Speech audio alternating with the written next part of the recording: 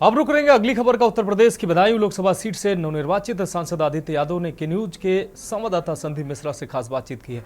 उन्होंने कहा कि जिस तरीके से भारतीय जनता पार्टी 400 पार का नारा दे रही थी, लेकिन 300 के अंदर ही वो सिमट गई, क्योंकि जनता जान चुकी है कि आज महंगाई, बेरोजगारी जैसे तमाम मुद्दों पर भारतीय जनता पार्टी अलग राजनीति कर रही है। ऐसे में उन्होंने अयोध्या पर भी कहा कि जो राम को लाए हैं हम उनको लाएंगे की बात लोग कर रहे थे, लेकिन अयोध्या की जनता ने उन्हें नकार दिया। साथ ही भर्ती पर भी उन्होंने सवाल खड़े करते हुए कहा कि योगी सरकार भर्ती निकालती है, फिर पेपर लीक करती है और उसके बाद आगे की डेट बताती है।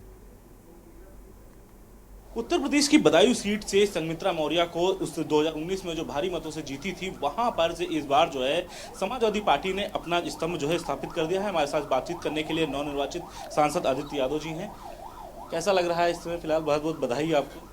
बहुत बहुत धन्यवाद। आपके चैनल के सभी श्रोताओं को, खास करके आपका मैं धन्यवाद दूंगा। इस लड़ाई में, लोकतंत्र को बचाने की लड़ाई में मीडिया को चौथा स्तंभ कहा गया और उसको आप लोगों ने बखूबी हम लोगों के साथ लड़ाई लड़के साबित करने का काम किया। बहुत बड़ा अंतर से वहाँ पे जीत हुई, आशीर्वाद मिला है।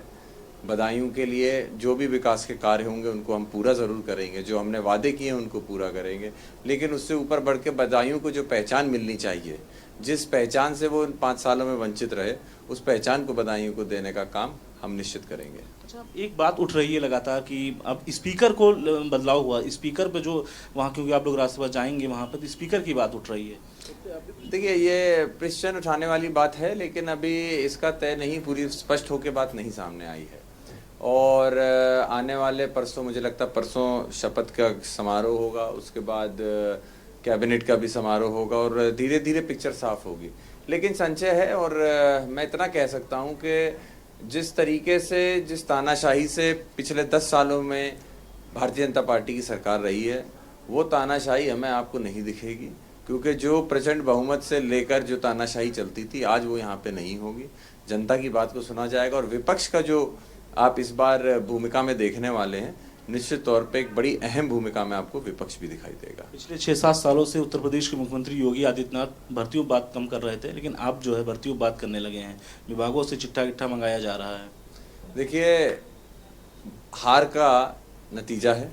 जनता के बीच में हम लोगों ने रोजगार से लेके बढ़ती महंगाई की बात करी, किस तरीके से किसानों की अनदेखी हो रही है उसकी बात करी, और ये साबित किसानों ने किया जब अजय मिश्र टहनी जैसे प्रत्याशियों को हराकर उनके बड़बोलेपन को ख़त्म करने का काम किया है। तो जनता ने ही ये सबक सिखाने का काम किया है और अब वो नौकरी की बात ज़रूर कर रहे हैं, लेकिन सवाल आज भी वही नौजवानों के दिमाग में है कि भर्ती आप निकाल तो देंगे, लड़कों को आप एनरोलमेंट करा तो लेंगे, लेकिन क्या परीक्षा आपकी लीक नहीं होगी? सवाल ये है। एक सवाल और है, अयोध्या एक सीट ऐसी थी कि जिसकी चर्चा आज भी हर जगह हो रही है। अयोध्या में आपने जो है अपना समाजवादी का झंडा जो है बुलंद कर दिया। देखिए, जनता ने पूरी तरीके से धर्म के ऊपर राजनीति को नकारा है। इस 2024 के चुनाव में एक बात साफ हो गई कि जनता ने ये बात को स्वीकारा है कि हम अहम मुद्दों के ऊपर चुनाव लड़ेंगे।